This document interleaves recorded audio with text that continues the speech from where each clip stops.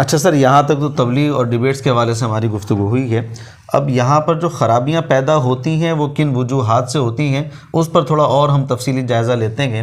الحاد کی طرف چلے جاتے ہیں ہم، کہ الحاد جو ہمارے یہاں اس طریقے سے پھیلتا چلا جا رہا ہے، عموماً کالج یونیورسٹی کے لوگوں میں، لڑکوں میں اس طریقے سے یہ بات پھیلتی چلی جاتی ہیں، وہ بالکل جو ہے نا آزادانہ خیال کے ہو جاتے ہیں. یہ کیوں پیدا ہوتے چلے جا رہے ہیں تصورات؟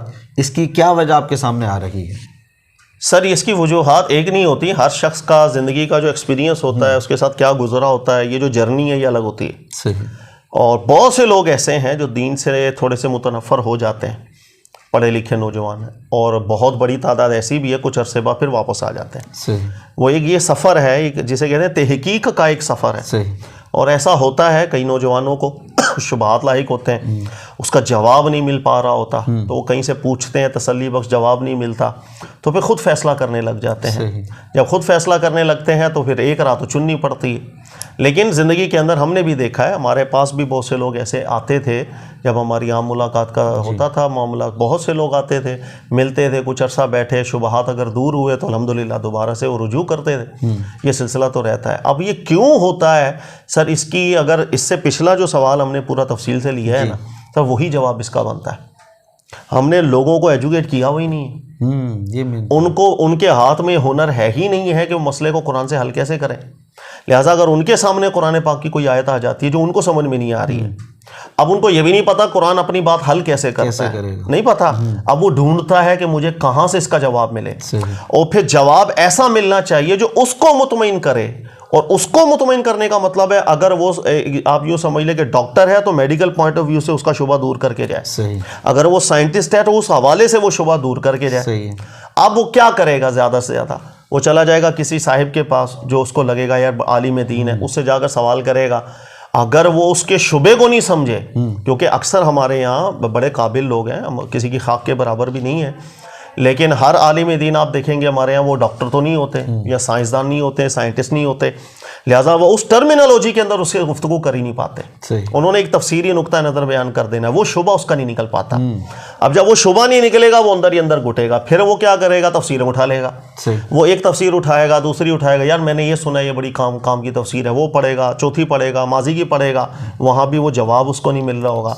اب جب وہ دروازے بند پاتا ہے کہ یار مجھے جواب نہیں مل رہا، اب وہ خود فیصلہ کرتا ہے. اب وہ خود فیصلہ کرے گا تو کسی ایک کنارے پہ جائے گا، یا تو وہ پہنچ جاتا ہے اس کو شبہ نکل جائے گا، یا نہیں پہنچتا ڈسٹرب ہو جائے گا. اس طرح بہت سے مسئلے اس کے جمع ہوتے چلے جاتے ہیں، تو ایک وقت آتا ہے کہ وہ کہتا ہے کہ یار میں ذرا کنارے لگ جاؤں. ہاں پھر زندگی میں کبھی ایسا موقع اس کو ملتا ہے، وہ شبہات دور ہوتے ہیں تو الحمدللہ وہ رجوع بھی کرتے ہیں لوگ، ایسی بات نہیں.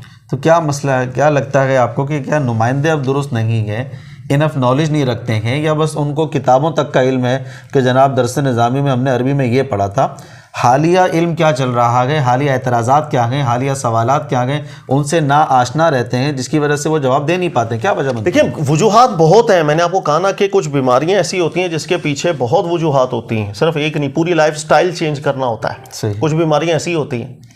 اب ہمارے یہاں پرابلم دیکھیں کیا ہے، دنیا بڑی تیزی سے بدلتی چلی جا رہی ہے، اور دنیا کے جو علوم ہیں بہت تیزی سے بہت آگے چلے گئے. ہر دور کے حساب سے ہمارا جو دین ہے جن اصولوں پر کھڑا ہے، قرآن جن اصولوں کے حساب سے بات کا، وہ ہر دور کے اطلاقات میں تبدیلی لاتا ہے. یہ ہر بندہ جانتا ہے. ٹھیک ہے.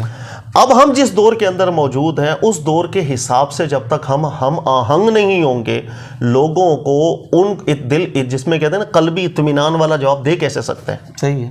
ایک شخص کو میڈیکل پوائنٹ آف ویو سے ایک شبہ آیا ہوا ہے، وہ میرے پاس آ گیا، بھائی مجھے میڈیکل ٹکا نہیں آتی، تو میں اس کا وہ شبہ کیسے دور کر پاؤں گا؟ ٹھیک ہے. میں جس اتنا بولوں گا وہ بھائی اللہ کا حکم ہے، یار اس کو یہی تو تشنگی ہے، یہ اللہ کا حکم ہے یا نہیں، مجھے یہ شبہ آ رہا ہے. صحیح ہے. پرابلم یہ ہم آہنگ نہیں ہے. اب اس کی کیا وجوہات ہے؟ اور پیچھے چلے جائیں. اس کی وجوہات یہ ہمارے یہاں مدارس میں جو عالم کورس کروایا جاتا ہے، بڑا اچھا ایک نصاب ہے، قابل ہے، لیکن دنیا سے ہم آہنگ نہیں ہیں. سائنسی علوم اس کے اندر نہیں ہے، اس کے اندر بنیادی سائنسی علوم کی کتابیں بھی اویلیبل نہیں ہیں. وہ اس ٹرمینالوجی میں گفتگو ہی نہیں کر پا رہا ہوتا، کسی اس کے سوال کو ہی نہیں سمجھ پا رہا ہوتا. میں نے بھی دیکھا، ہم بھی نہیں سمجھ پا رہے ہوتے. بہت سے لوگ ایسے آتے ہیں سوال بھی کرتے ہیں، ہمیں بھی نہیں سمجھ میں آ رہے ہوتے سوال کیا ہے. سر آپ کسی قابل سے پوچھیں، ہم سے نہ پوچھیں، ظاہر ہم ڈنڈیاں ماریں گے اور کیا کریں گے. تو لوگ ہر طرح کے ہیں، ان کو ان کا جواب اس لیول کا ملنا چاہیے جس لیول کا وہ سوال کر رہے ہیں. صحیح. یہ پرابلم پیدا ہو چکی ہے. اچھا، اور سب سے بڑی بات، لوگوں کو ہم نے یہ تو سکھایا ہی نہیں کہ خود کیسے قرآن کو حل کیا جاتا ہے. صحیح بات ہے. خود کیسے قرآن سے جواب لیا جاتا ہے. اس کو اگر قرآن سے ایک جگہ پر شبہ پیدا ہو رہا ہے، قرآن خود اس شبے کو دور کر کے جاتا ہے. وہ طریقہ کار کیا ہے؟ صحیح. تو سر ہم نے جب ایجوکیٹ ہی نہیں کیا لوگوں کو، صحیح. ہم نے جب سکھایا ہی نہیں ہے لوگوں کو، تو یہ وجہ ہے جس سے وہ آستہ سا ڈسٹرب ہوتا ہے، پھر ایک دن آگے پھٹتا ہے. صحیح. تو بیچارہ دور ہو جاتا ہے دین سے. اب اس طریقے سے بات کی جاتی ہے، مطلب اعتراضات کیے جاتے ہیں کہ وہ کہتے ہیں کہ جناب آپ غیروں سے بیٹھ کر مناظرہ کر رہے ہیں جو آپ کے مطابق اسلام کے مخالف ہیں، آپ کے اپنے اندر جو ہے نا اتفاق نہیں ہے. ایک مولوی صاحب ایک آیت کی تفسیر کچھ کر رکھے ہوتے ہیں، دوسرے مولوی صاحب کچھ کر رکھے ہوتے ہیں. کتابوں میں دیکھیں تو کتابوں میں بھی الگ الگ تفسیر ہیں. زندہ بندوں میں دیکھیں تو ان میں بھی الگ تفسیر ہیں. زندہ فرقے والوں میں دیکھیں ان میں بھی الگ تفسیر ہیں. تو وہ کہتا ہے بھائی آپ کیسے اللہ کے ماننے والے ہو؟ آپ کی زبان ایک نہیں ہے، آپ ایک موقف نہیں رکھتے ہو. اسلام ایک ہے، اللہ ایک ہے، دین ایک ہے، نبی ایک ہے. ایک کی تعلیمات ہو کر آپ میں اتنے سارے اختلافات ہیں. سر یہ ایسے بہت سے سوالات ہیں جو بڑے معقول سوال ہیں، ان کو ایڈریس کرنا چاہیے. صحیح. اور ان کو ایڈریس یوں کیا ہی نہیں جا سکتا جس رویے کے ساتھ آج ہمارے یہاں پورے پاکستان انڈیا والے جو تبلیغیں کر رہے ہیں. اچھا. اس انداز کے اندر کبھی بھی ہینڈل نہیں ہو سکتا. لکھ کے لے لیں سر، ایک صفحے پہ لکھیں، یہ مسائل بڑھتے چلے جائیں گے. ہمارے اندر خامیاں بہت زیادہ ہیں، ہم خامیاں دوری نہیں کرتے. صحیح. تفسیری خامیاں اتنی زیادہ ہیں. ابھی میں نے پچھلے سوال میں آپ سے ذکر کیا کہ جب کسی کو سوال آتے ہیں، جواب لینے کے لیے کہاں جائے گا وہ؟ یا جائے گا مولاناؤں کے پاس، یا جائے گا تفسیری کتب کے اندر. دو ہی صورتیں. جی. سر جب مولاناؤں کے پاس جائے گا تو اس کی میں نے ابھی وجہ آپ کو بیان کی، چونکہ وہ ہم آہنگ زیادہ نہیں ہوتے آج کل کے جدید علوم سے، جی، وہ جواب مل نہیں پاتا. صحیح ہے. تفسیروں کے اندر جاتے ہیں تو سر وہ جو مفسر ہے، وہ ہر مفسر اچھا سائنسدان بھی تھا کیا؟ ہر مفسر اچھا میڈیکل ڈاکٹر بھی تھا کیا؟ وہاں سے بھی اس کو جواب نہیں ملتے. صحیح ہے. تو جب جواب نہیں ملتے ہیں تو وہ پریشان ہے. پھر اختلافات تفسیری کس قدر، تفسیر کے اندر خرافات کس قدر. جو تفسیر نام پر ہمارے سامنے تو رکھیں آپ بسم اللہ کر کے، سر ادباً عرض کر دیں گے سر حشر نشر کیا کیا وہ اللہ کے کلام. اچھا یہی باتیں وہ سامنے رکھتے ہیں اسلام مخالف. مجھے معلوم ہے داؤد علیہ السلام کی 100 شادیاں ہیں، وہ ہر رات کو جو ہے نا اپنی زوجہ کے پاس جایا کرتے تھے، اور انہوں نے کہا میں آج اپنی زوجہ کے پاس جاؤں گا، ان سے بچے پیدا ہوں گے. اسی طریقے سے امام حسین کے حوالے سے آتا ہے، امام حسن کے حوالے سے آتا ہے، اتنی ساری شادیاں انہوں نے کی تھی. بالکل یہی شبہ ہے. قرآن نہیں حل ہوتا، وہ بیچارے نوجوان بدزن ہونے شروع. اب یہ حضرت داؤد علیہ السلام کے حوالے سے جو آپ نے ذکر کیا، یہ شاید مجھے یاد آ رہا ہے اسی لیے ذکر کیا کہ ایک وہ بچہ آیا تھا یہ اعتراضات لے کر، شاید اس لیے آپ نے ذکر کر دیا. اب وہ اس کو کیا شبہ تھا؟ اس کو شبہ تھا تفسیریں پڑھ کے اس کو ایک اللہ کے نبی کا کریکٹر مشکوک لگنے لگ گیا. اب یہ واقعہ جو قرآن پاک نے ذکر کیا سورہ صاد کا ہے غالباً، اس کے اندر ذکر ہے کہ داؤد علیہ السلام لوگوں میں فیصلہ کیا کرتے تھے. ایک دن آپ محراب میں اللہ کی عبادت کرنے لگ گئے تو دیوار پھیلانگ کر کچھ لوگ آ گئے. تو حضرت داؤد علیہ السلام نے انہیں دیکھا تو تھوڑے خوفزدہ محسوس ہوئے. انہوں نے کہا نہیں، ہم کو فیصلہ کروانے آئے. اپنا کیس رکھا کہ اس کے پاس 99 بکریاں ہیں، میرے پاس ایک ہے، یہ چاہتا ہے کہ اس پر بھی قبضہ کر لے. تو داؤد علیہ السلام نے سمجھایا کہ لوگ ہیں، انسان کے اندر جب یہ لالچ آ جائے نا لینے کی تو وہ پھر لیتا ہی لیتا ہے. صحیح بات. وہ یہ بھی نہیں خیال کرے گا اس کے پاس صرف ایک ہی سہارا ہے، وہ بھی چھین لو، میرے پاس 100 پورا ہو جائے. جی بالکل. اور اتنی تقسیم جسے ہم کہتے ہیں نا کہ ایک مالدار ہی ہوتا چلا جائے اور غریب غریب سے غریب ہوتا جائے، یہ سسٹم غلط ہے. داؤد علیہ السلام نے سمجھایا. صحیح. اس کے بعد قرآن ذکر کرتا ہے کہ ہم نے داؤد علیہ السلام کو توجہ دلائی. داؤد علیہ السلام کو متنبہ ہوئے کہ مجھ سے غلطی ہوئی ہے، اسے توبہ کی. سر اس واقعے کو حل کرتے ہوئے آپ پڑھ لیں سر اٹھا کر تفسیریں، اللہ کے نبی کے کریکٹر کو اتنا مشکوک کر دیا کہ لوگ دین سے بدن ہو جاتے ہیں. یار اگر ایسے نبوت ہے تو ہمیں نہیں چاہیے نبوت ایسے. صحیح. وہ بچے کہتے ہیں. صحیح ہے. اب وہ اس کو جب مختلف تفسیروں کے اندر دیکھنا شروع کیا تو کئی آپ کو ملے گا رجحان کہ بھائی حضرت داؤد علیہ السلام کو پتہ ہے کیا خیال آیا تھا؟ وہ خیال یہ آیا تھا کہ آپ کی تھی 99 ازواج، اس کے باوجود آپ کو کسی کی بیوی پسند آ گئی، نعوذ باللہ من ذالک. جب زوجہ پسند آ گئی تو آپ نے کیا کیا؟ اس کے شوہر کو کسی جہاد میں بھجوایا، وہ مر گیا، پھر اس کی جو بیوہ ان سے شادی کر لی تھی آپ. جی سر اب اس کے دفاع موجود ہیں تفسیروں کے اندر یا نہیں موجود؟ بالکل ایسے ہی. یہ کس نے قصہ بیان کیا؟ قرآن پڑھ کے یہ واقعہ کبھی بھی آپ کے دماغ میں آتا؟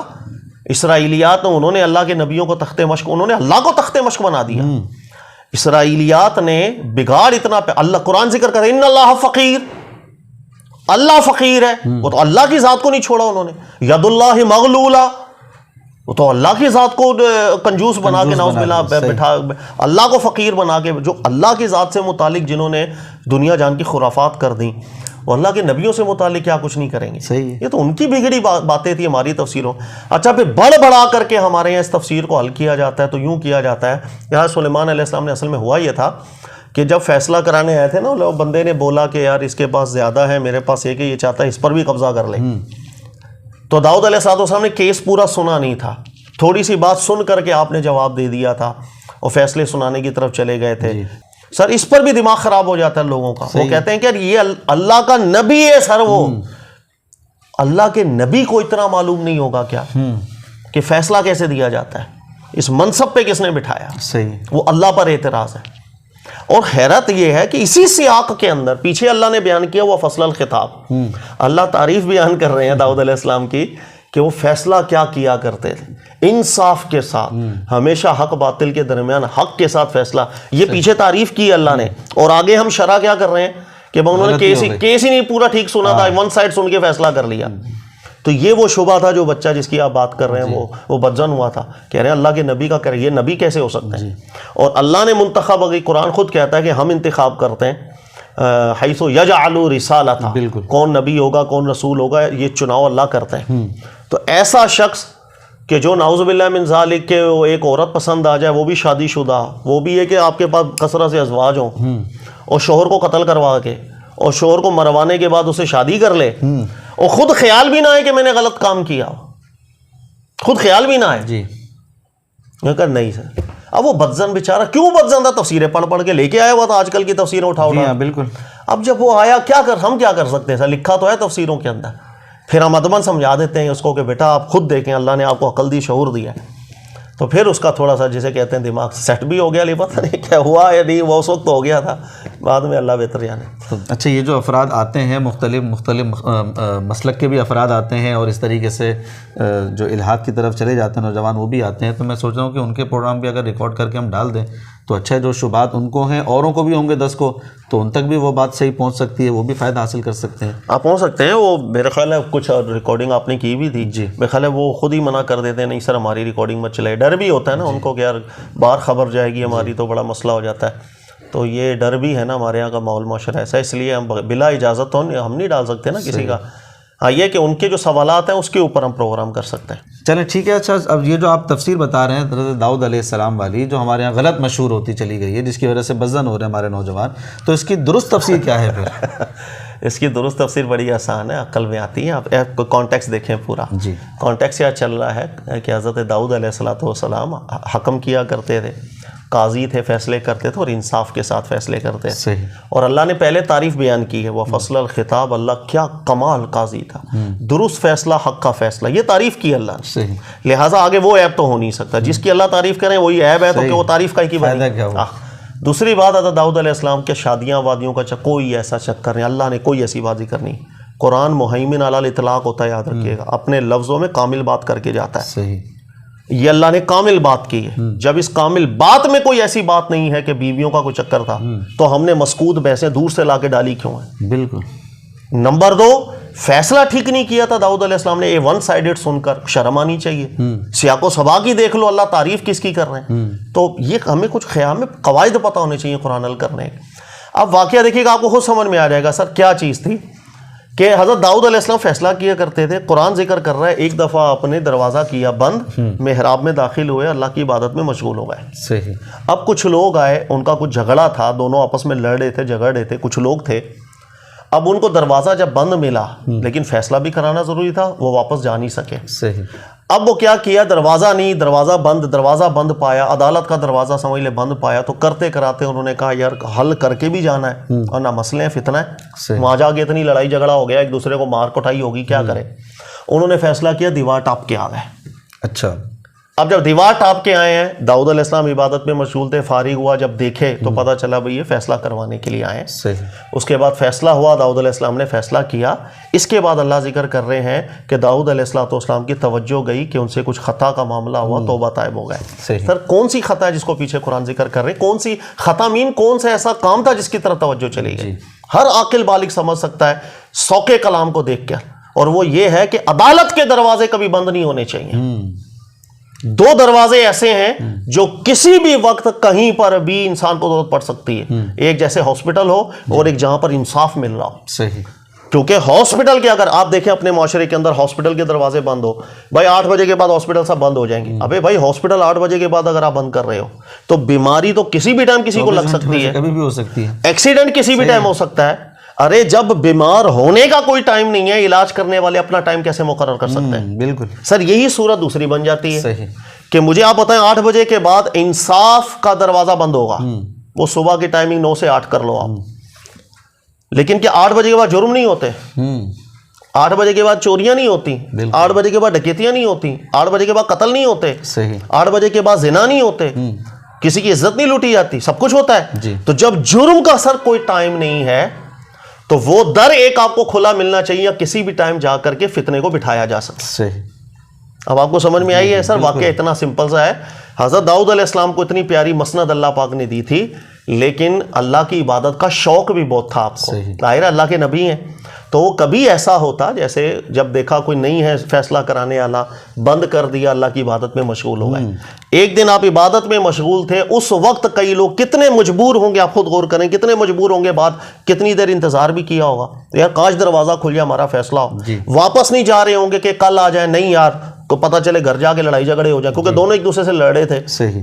تو پھر وہ ٹاپ کر کے آ گئے. سر یہ وہ چیز تھی جس کی طرف داؤد علیہ السلام کو متوجہ ہوئے تھے کہ یار میرا دروازہ کیوں بند ہوا؟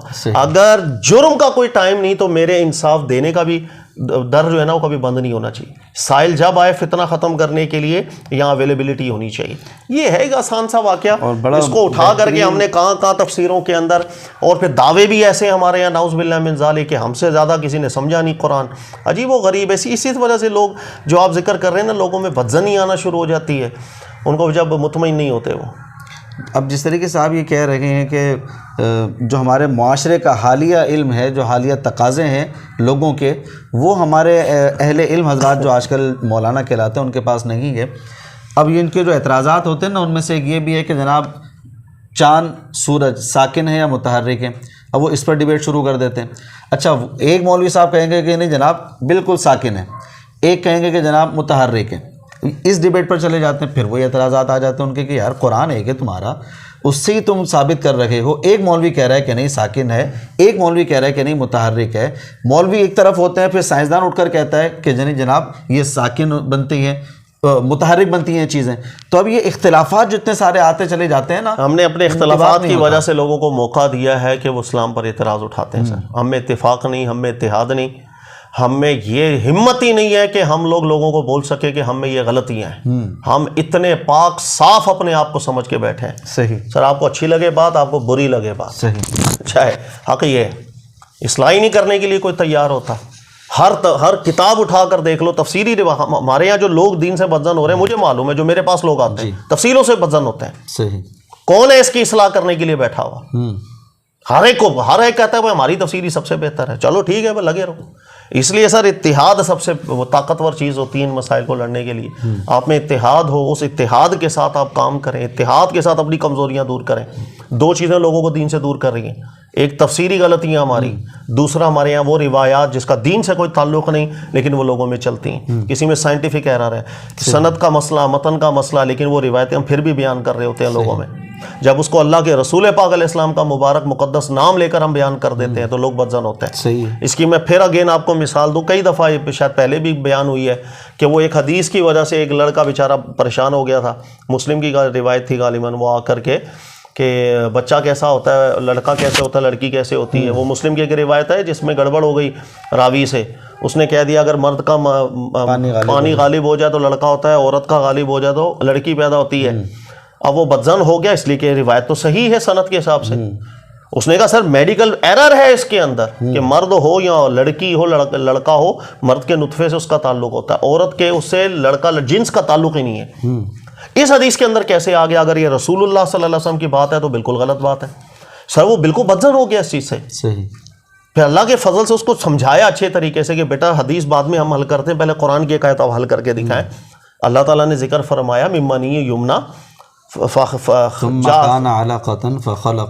فجعل منہ الزوجین الذکر والانثی. اللہ نے مرد کے مادہ کے ساتھ پھر جنس لڑکا بھی بنایا، لڑکی بھی بنائی. صحیح. اچھے طریقے سے میں نے کہا ترجمہ دیکھ لو، 10 ترجمے دیکھ لو، عربی گرامر آتی ہے، خود سرچ کر لو یہ اللہ نے کیا بیات کی ہے.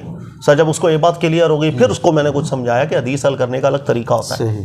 تو کہنے کا مقصد بیٹا یہ جو پریشان ہو رہے ہیں نا لوگ, جس وجہ سے ہو رہے ہیں, ہمیں وہ وجہ دور کرنی ہے, اور وجہ بغیر اتفاق اور اتحاد کے دور نہیں ہو سکتی ہے. ہمیں کمزوری ہیں, کون نکالے گا؟ ممبروں کے اوپر ضعیف روایات بیان ہو رہی ہوتی ہیں, ممبروں کے اوپر ایسی روایات بیان ہو رہی ہوتی ہیں جس کا متن بالکل ٹھیک نہیں ہوتا ہے. اب کیسے روک سکتے ہیں پھر لوگوں کو بدزن ہونے سے؟ ہم تو نہیں روک سکتے. اس لیے اتحاد میں برکت ہے, ہر چیز اتحاد سے ہوگی, مل کر ایک چیز ہو, اس کے اوپر چلا جائے, ہر بندہ ساتھ دے, ایک دوسرے کے عیوبات کے اوپر پردے بھی ڈالے, مل کر طاقت بنائے, اپنی کمزوریاں دور کرے. سر پھر انشاءاللہ آہستہ آہستہ آپ دیکھیں گے ایک وقت آئے گا کہ لوگوں کے ساتھ جو ہے نا یہ تشنگیاں دور ہوں گی, ان کو وہ مواد نہیں ملے گا جو ان کو ڈسٹرب کر رہا ہے, جو دین سے دور کرنے پر مجبور کر رہا ہے. تفسیروں کا فتنہ جو آپ بار بار بات کرتے ہیں, تفسیروں میں یہ بات آ گئی, تفسیروں میں یہ بات آ گئی, روایات کا تو خیر بہت زیادہ ہی پھیلا ہوا ہے معاملہ, اور ہمارے بیان کرنے والے وہ ایسے ہیں کہ جناب بس روایت پکڑی اور اس کو آگے بیان کر دیا. ظاہر سی بات ہے جب وہ حالیہ علم سے مطابقت نہیں پیدا ہو رہی ہے ان کے علم کی, ان کے نالج کی, تو ظاہر سی بات ہے وہ ہر چیز بیان کر دیں گے. وہ نہیں دیکھیں گے جناب یہ سائنس سے ٹکراتی ہے بات, میڈیکل سے ٹکراتی ہے بات, وہ پھر ہر بات کو بات آگے لے کر آتے ہیں. اس سے بچا کیسے جائے گا کہ اگر ہم روایات کو ہٹا سکیں, قرآن کی تفسیر کو ہٹا سکیں, کوئی ایک تفسیر ہم سامنے رکھ سکیں, کیا کیا جائے اس کے اندر, مل کر سب کا کام کریں؟ تو میں نے ابھی آپ سے ذکر کیا کہ سب سے پہلے تو اتحاد ہو, اتحاد کر کے انصاف کے ساتھ بیٹھیں, مشاورت کریں, ہم میں کیا غلطیاں, کیا کمزوریاں کیسے دور کی جائے, لائحہ عمل بنے, اس کے اوپر عمل کیا جائے. قرآن پاک کی تفسیر, یہ جتنی مختلف تفاسیر ہیں جو لوگوں کو بدظن کر رہی ہیں, اس کا حل کیا جائے. ہمارے استاد جتنے قابل ہیں اللہ جانتا ہے, لیکن آج تک ضرورت نہیں کہ قرآن کی تفسیر لکھنے کی. اچھا, وہ بھی جو ان کے ریٹن میں مل رہے ہوتے ہیں وہ لیکچرز ہیں جو بعد میں ان کے فوتگی کے بعد شاگردوں نے اٹھا کر کے جمع کر دیے. ضرورت نہیں کہ انہوں نے تفسیر قرآن لکھنے کی, صرف اس ڈر کی وجہ سے کہ ہماری غلطیوں کے اوپر کل کو نقصان نہ ہو. اللہ کا کلام ہے. تو اس لیے ان کے بھی عام طور کے اوپر یہی جملہ ہوا کرتا ہے کہ ایک پوری بڑی ٹیم بیٹھے, مل کر, بڑے قابل علماء بھی ہوں اس کے اندر, اور عربی لغت دان بھی ہوں اس کے اندر, سائنٹسٹ بھی ہوں اس کے اندر, میڈیکل سے واقفیت رکھنے والے لوگ بھی ہوں, نفسیاتی علوم کے لوگ بھی ہوں. ایسی ایک جماعت ہو, مل کر قرآن کی ایک تفسیر لکھی جائے بہترین کر کے, اور اجتماعی اور اتفاقی طور کے اوپر, تاکہ اس کے اندر ہر چیز کو ایڈریس کیا جائے. وہ نفسیاتی ڈاکٹر اپنے بھی مسائل ایڈریس, اس کے پاس بہت سے نفسیاتی کیسز آتے ہوں گے, نفسیاتی مسائل بھی بہت ہیں, تو اس کے بعد بھی بہت سے سوالات ہوں گے جس کو قرآن کی آیتیں کہیں جواب دے رہی ہوں گی, ورنہ وہ سوال رکھے گا یار اس کا جواب ہم نے قرآن سے دینا ہے. تو اس طرح مل کر ایک کام ہوگا, اس کو پھر پروموٹ کیا جائے, کیونکہ اتحاد ہوگا سب کام ہوں گے. سر اتحاد نہیں کچھ بھی نہیں ہوگا. اب جو مرضی کر لیں, ہماری تقریریں ہیں یوں ہوا میں بالکل چلی جائیں گی, وقتی طور پر کوئی سن کے واہ واہ کر دے گا, مولانا صاحب کیا پیاری بات کی, لیکن فائدہ کچھ نہیں ہو. اتحاد کے بغیر کچھ نہیں ہے سوائے ذلت کے. ٹھیک ہے سر, بہت شکریہ, آج کی محفل بہت اچھی رہی, بہت کچھ سیکھنے کو ملا. جی ناظرین, آپ نے بھی سماعت فرما لیا ہے, اور اگر آپ بھی ان شکوک و شبہات سے بچنا چاہتے ہیں, قرآن کا فہم حاصل کرنا چاہتے ہیں, اللہ کی مرادیں سیکھنا چاہتے ہیں, اپنی صلاحیت کو ابھارنا چاہتے ہیں کہ آپ خود اتنے باصلاحیت بن جائیں کہ آپ خود فیصلہ کر سکیں کئی تفاسیر کو سامنے رکھ کر کہ اس میں سے حق کیا ہے, باطل کیا ہے, آپ بھی اپنے ایمان کو بچانا چاہتے ہیں, ہمارے کورس چل رہے ہیں. اگر آپ ایڈمیشن لینا چاہتے ہیں تو ضرور ایڈمیشن لیجئے. آپ کے سامنے نمبر آ رہا ہے, اس نمبر پر واٹس ایپ کیجئے, آپ کو انشاءاللہ ساری معلومات فراہم کر دی جائیں گی.